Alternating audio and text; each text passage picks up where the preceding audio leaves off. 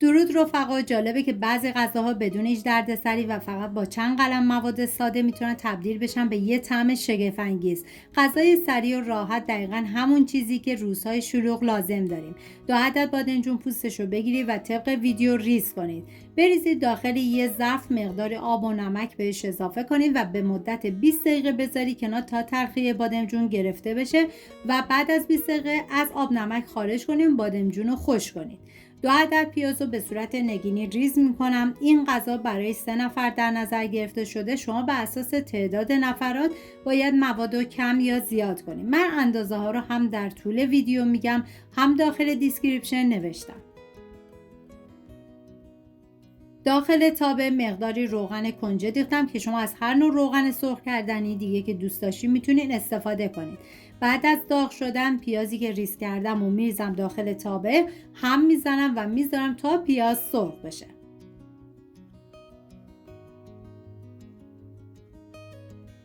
ما نیاز به 3 حبه سیر داریم که با دنده ریز رنده میکنم. سعی کنید که حتما از سیر تازه استفاده کنید. به هیچ عنوان پودر سیر رو جایگزین نکنید، چون سیر تازه عطر و طعم این غذا رو فوق العاده خوشمزه تر میکنه. نوبت اضافه کردن ادویه‌ها هستش. پودر تخم گشنیز، فلفل سیاه و نمک. هم میزنم و میذارم ادویه‌ها تف بخورن و عطر ادویه‌ها آزاد بشه. پودر تخم گشنیز و نمک 1 قاشق چای خوری و فلفل سیاه 1 قاشق مربا خوری. بعد از تف خوردن سیر رنده شده رو میریزم، هم میزنم و میذارم تا سیر یه تفت مختصری بخوره. توی این فاصله میریم سراغ اسفناج که نیاز به 300 گرم اسفناج داریم که تقریبا 5 دسته میشه. اسفناج رو نه خیلی ریز و نه خیلی درشت خورد کنید.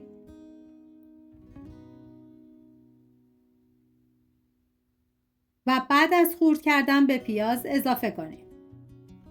واقعا اگه از غذای تکراری خسته شدیم بهتون پیشنهاد میکنم که حتما این غذا رو درست کنید، چون واقعا یه ترکیب عالی و فوق العاده خوشمزه.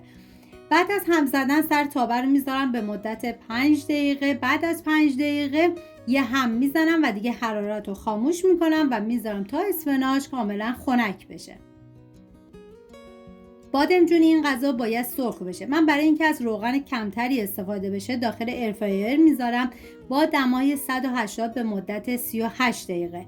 اگه ایرفرایر نداشتین میتونین داخل تابه روغن بریزید. بعد از داغ شدن بادمجون رو بهش اضافه کنین و سرخ شد از روغن خارج کنین. توی این فاصله تا بادمجون سرخ میشه میریم برای آماده کردن بقیه مواد. 100 عدد تخم مرغ داخل یه ظرف میشکنم و 100 میلی لیتر شیر که تقریبا 1 فنجون میشه بهش اضافه میکنم.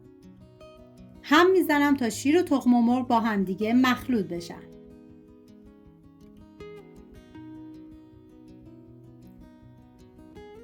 ادویه ها شامل نمک، فلفل سیاه، پودر تخم گشنیز و آویشن هستش. هم میزنم تا ادویه ها با بقیه مواد مخلوط بشه. و ما برای این غذا نیاز به پیازچه و جعفری داریم که من از هر کدوم 1 دسته استفاده کردم و ریز ریز خورد میکنم.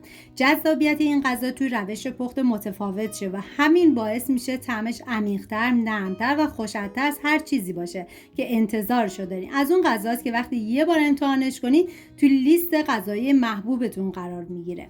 و نیاز به گوجه گیلاسی داریم که از 160 گرم استفاده کردم، تقریبا 18 عدد میشه و طبق ویدیو ریز کنید.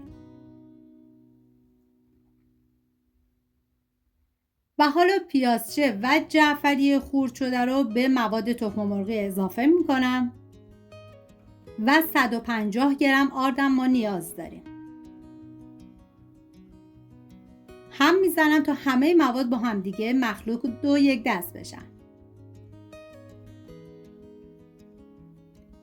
و اسفناج که دیگه کاملا خنک شد به مواد اضافه میکنم. نیاز به پنیر دارین که من از 100 گرم پنیر فتا استفاده کردم و بادمجون سرخ شده رو میریزم. گوجه گیلاسی ریز شده و هم میزنم تا مواد با هم دیگه مخلوط بشن. 40 گرم پنیر پارمسانم بهش اضافه میکنم و دوباره هم میزنم. و حالا هر ظرفی که میخواید بذارین داخل فر اول چربش کنین و بعد موادی که آماده کردیم و بریزین داخل قالب و سطحش رو کاملا صاف کنین. و حالا مقداری از بادمجونی که من سرخ کرده بودم و گذاشته بودم کنار میریزم روی مواد و مقداری از گوجه گیلاسیا.